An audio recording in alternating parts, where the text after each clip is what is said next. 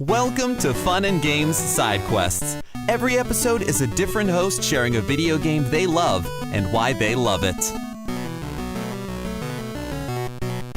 Greetings, Internet. My name is Insane Ian. I am a comedy musician and comedy music fan, but I'm also a video game fan. And that's why I'm on Side Quests this week to talk about one of my favorite video games, Hitman World of Assassination. Now, if you're not familiar with the Hitman series, you play Agent 47, a hitman. It kind of tells you what it is on the tin.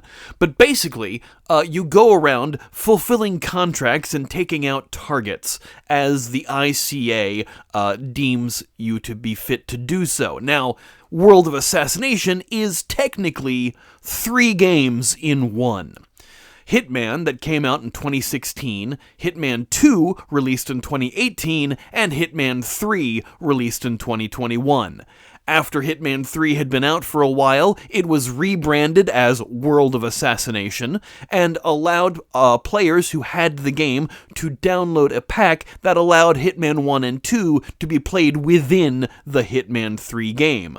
Then, that package has been re-released as World of Assassination on Switch 2, and a special anniversary edition will be coming out for PlayStation 5, I think early next year, if not late this year, something like that. I can't remember when it comes out. But regardless, the whole point of the game with this World of Assassination trilogy that is now compacted into one game is that you are Agent 47 and you and your handler, Diane Burnwood, are trying to solve the issue of this overarching threat to the ICA and what's coming about with different storylines that are put together.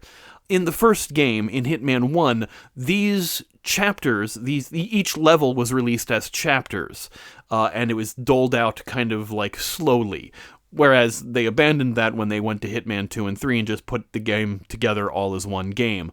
But the beauty of the Hitman series, especially as it's been refined for the World of Assassination trilogy, is that you can do your missions any way you see fit. There is literally no limit to how you can complete the missions. If you want to go in guns blazing, you can absolutely do that. You won't get your silent assassin rating, and also, it's a little realistic in that bodies are kind of soft and squishy, so you're not going to absorb too many hits before you croak. So maybe not the purpose of the game. Not really a stealth game either. It can be played stealthily, and you can sneak your way through. You can knock out people and take their outfits as disguises to worm your way into the innermost circles to take out your targets. And sometimes you can be creative in taking out your targets. The game will sometimes give you little hints as to different methods for taking out your targets, but you can also devise your own methods for taking them out. And there's such endless replayability with all of these missions. There's a mastery level to each level. You can get a mastery level of up to 20, and as you progress and get more mastery in the level, you unlock different items. Hey, I've unlocked a new lockpick. This way I can, not have to steal somebody who has a key, or steal an item from somebody who has a key, or disguise myself as them. I have a lockpick. I can get into locked doors that I couldn't access before, or a key card, or a key card scanner that lets me in, or I have a new explosive device that I can use to complete missions either by using distraction or by blowing up my target. As the games progressed, they added new things. They added a new camera in Hitman 3 that allows you to scan certain items to get past security or to get into windows and things like that. And there is just so much variety in everything. You can kill your targets and make it look like an accident. Surreptitiously put poison in their drink, or maybe even something that might just make them sick and send them to the bathroom, and oh, whoops, the guy drowned while barfing into the toilet. That's clearly an accident kill. The game is so diverse and unique in its variety, and one of the cool things that I like about it is that it also doesn't take itself too super seriously. while the missions can be a little heavy and be like, oh, you have like so many agents coming out after you after this big thing in one of the third games, in the third part of the trilogy that's in this, I should say, there is still a lot of interesting, fun things to do. A lot of your explosives are rubber ducks.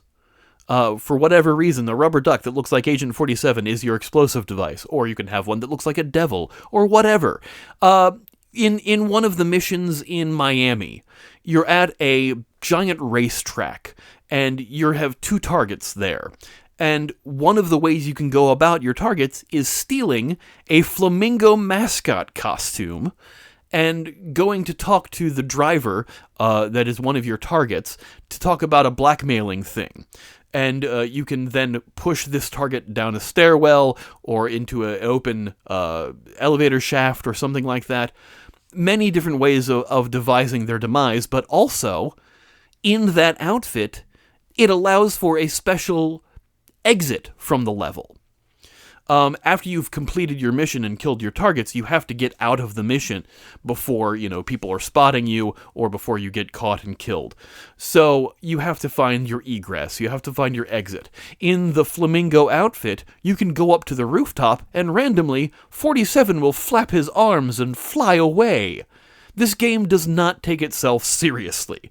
There are special exits like that throughout many of the missions. There's a UFO that will come and take you out of one of the missions. There's so much cool stuff to do and so much variety, and everything is so unique in the game and so diverse in how you do your kills and how you complete your missions. There is no single way to play the game. And it offers so much replayability in this series because of that. And not just because, hey, you have to get, you're trying to get mastery in every level and unlock all these other cool toys and tools for use in missions again later, like new sniper rifles, if you want to just do it from afar and just snipe your targets. Or different weapons like, hey, you know what, I found a screwdriver that I can start a mission with so I can get through this certain area quicker or puncture this certain gas tank earlier. Something like that, where you don't have to find these things in the mission. But not only that, it allows player variety. People can make their own contracts in missions, where you go through the mission and you can target any NPC and say that is the target that you have to kill. You can go into the contract section in the game and see all these user-made contracts to try to find out like how intricately other people would see how you would go about completing your mission. Plus, there are elusive targets.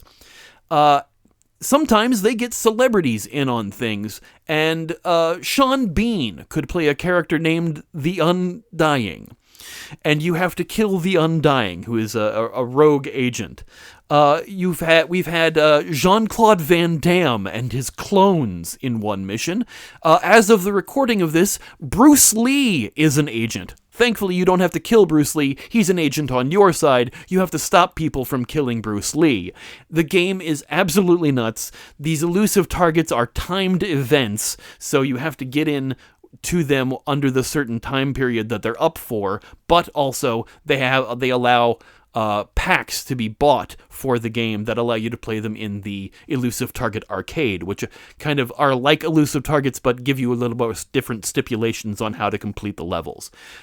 It's just got such a great variety of fun things to do. Yes, it's kind of a murder simulator, but at the same time, it's video games. You're not, like, training to be a real agent, so don't take it that seriously. The game doesn't take it that seriously either. While there is a great overarching story, it kind of takes a back seat to all the unique and interesting ways these levels are designed. And these levels are huge.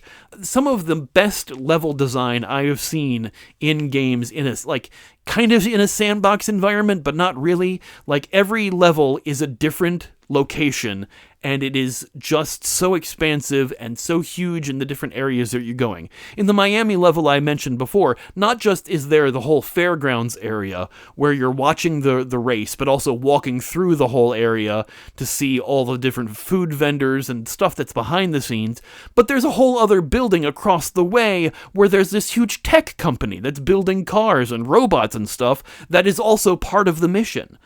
There's one mission in Hitman 3, in the third part of the World of Assassination trilogy, that is a full-on murder mystery in an old Victorian house. It is like if Knives Out met Hitman. It's wonderful. There's just so much to do and so much fun to be had. It is seriously one of my favorite games of all time. I was always a big fan of the Hitman series before this, but I have put in well over 200 hours into this game just playing these things over and over. And now that it's out on Switch 2, I'm playing that even more again because, yes, I've beaten all these things, but now I have a new reason to start over again because Switch 2 has it. It's just super, super amounts of fun, and I highly recommend it to anyone who has just kind of an inkling of, I like to have freedom in how I complete my missions. Again, you can play it stealthy, you can play it going loud. The choice is absolutely up to yourself, and it is just so, so much fun. Highly recommend the game. Hope you get a chance to check it out. If you do, keep an eye out for certain weapons and things to make your missions easier. That is kind of the impetus for going through and getting that mastery on there. There's also specific sniper missions that they had in the second game. So there are 2 or 3 sniper-specific missions where you're just sitting with a sniper rifle, taking out multiple things, and have multiple challenges there. There are challenges within every level that's not just beyond the mastery, that actually challenge you to, not just kill targets in certain ways, but also to, fulfill different things, and those can sometimes unlock different items as well. There's challenges to beating the game as Silent Assassin, meaning nobody has seen you, or that nobody, raises an alarm, or nobody's alerted that you've killed people, so, sometimes the deaths aren't found, or they're deemed accidents. And, if you do that all in your suit, or aka the first outfit you start the mission with without changing into disguises, Silent Assassin suit-only assassinations give you more points and more stats and everything else. So there's definitely so much more variety, even beyond what I've been able to talk about here in the game. It is a lot of fun. Please go check it out. Hitman World of Assassination. It's just a blast. One of my favorite games. Enjoy, and happy gaming.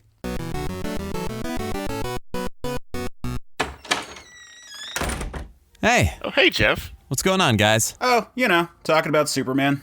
Oh, cool. I could talk about Superman. I could talk some more about Superman. We know. I'll bet a few people would want to get in on this. I'm down. You know it. That sounds like fun. I'll do it. Cool, let's do it. We can call the show Men of Steel. And you can find it at certainpov.com. Or wherever you get your podcasts. Yay. CPOV. certainpov.com.